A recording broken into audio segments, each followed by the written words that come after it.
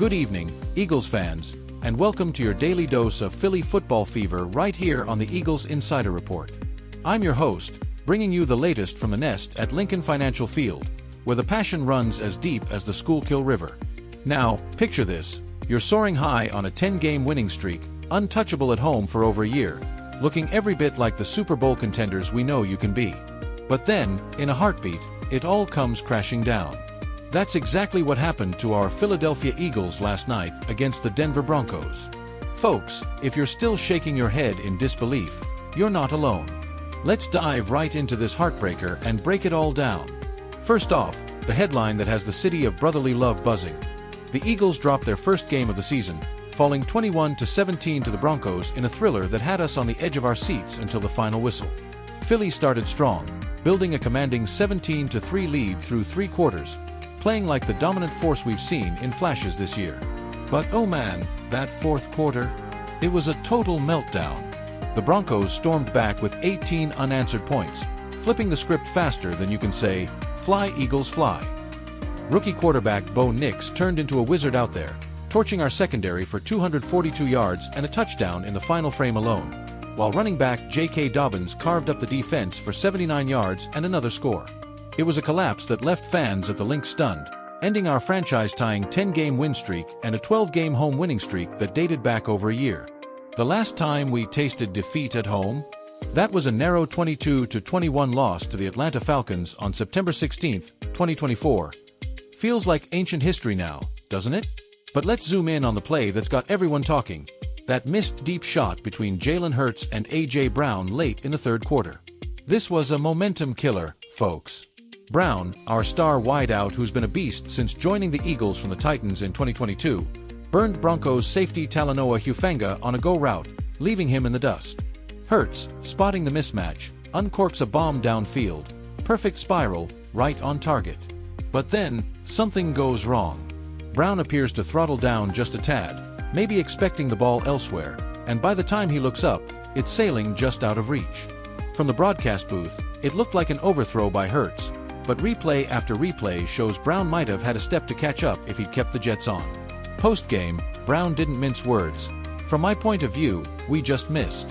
I didn't think the ball was coming. When I looked up, I didn't see the ball. When I looked back, I didn't see the ball." Ouch. That sounds like he's pointing the finger squarely at Hurts, doesn't it? And Hurts, ever the classy leader, took the high road. I'll have to really watch the film to be able to assess that. Obviously, that's one that you want to hit in a big moment of the game. This miscommunication led to a sack on Hurts, a punt, and ultimately shifted the field position in Denver's favor. In a game decided by 4 points, plays like that sting extra hard. Now, speaking of Hurts, let's give credit where it's due. Our franchise quarterback, who rose from a second-round pick out of Alabama and Oklahoma to lead us to the Super Bowl in 2022, finished with solid stats. 23 of 38 for 280 yards and 2 touchdowns. But those numbers don't tell the full story. In the clutch, when we needed him most, he couldn't quite deliver the knockout punch. It's reminiscent of some growing pains we've seen before, but remember, this is the same guy who orchestrated that epic Philly special vibe in our 2017 Super Bowl win under Nick Foles. Wait, no, that was Foles, but Hurts has his own magic. He's got that dual threat ability, rushing for over 600 yards last season, and his leadership is undeniable. Yet, in this game, the offense as a whole felt tepid and unbalanced, sputtering when it mattered. Running back Saquon Barkley, our big off-season splash from the Giants. Yeah, that rivalry just got spicier, had a mixed bag. He rushed for decent yards but got hit with an illegal shift penalty on a crucial 4th and 4, wiping out a 20-yard catch by Devonta Smith that would have put us in scoring position. Instead, trailing 18-17, we punted away our chance. Smith, by the way, that Heisman-winning speedster from Alabama who's been Hurts' go-to since 2021, made some clutch grabs, but penalties like that? They killed us. And don't get me started on the defense. Under Vic Fangio, our coordinator who's a legend in his own right with stints in Chicago and Denver, ironically facing his old team here, the unit started lights out, holding Denver to just 3 points early. Fangio's philosophy is all about preventing big plays, a bend but don't break style that's kept us in games. But in the fourth, it bent too far and snapped. A pivotal 3rd and 15 at our 11-yard line? Nix threads a 34-yard dart to Cortland Sutton, right through Zach Bond, Darius Slay. Wait, no, it was Mitchell, Bond, and Reed Blankenship in coverage. 3 defenders, and Sutton finds space like he's in an empty parking lot. Then there's Bond's unnecessary roughness penalty late in the game, giving Denver fresh downs and bleeding the clock. These are the kind of discipline lapses that turn winners into losers. Our defensive line, anchored by stars like Jordan Davis and Jalen Carter, young guns carrying the torch from legends like Reggie White, the Minister of Defense who terrorized quarterbacks in the 80s and 90s, did their part early, but fatigue set in. White, by the way, still holds the Eagles' all-time sack record at 124, a benchmark our current crew aspires to. And let's not forget Brian Dawkins, Weapon X, whose hard-hitting safety play defined our 2004 Super Bowl run with Donovan McNabb. McNabb, the Syracuse sensation who threw for over 32,000 yards in green, would be shaking his head at these mental errors. Historically, this loss fits a pattern we've seen with the Eagles. Remember the 2017 season? We were underdogs all the way, but Nick Sirianni, our current head coach, who's got that fiery Italian passion. Wait, actually, that was Doug Peterson back then, but Sirianni's built on that foundation since 2021, leading us to the Super Bowl in 22. Our all-time record at the Link since it opened in 2003?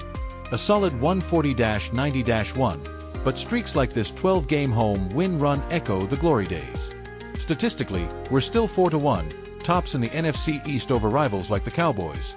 Oh, those Dallas games, always a bloodbath, with fans chanting, "Dallas sucks." The Giants, who we've owned lately, and the Commanders.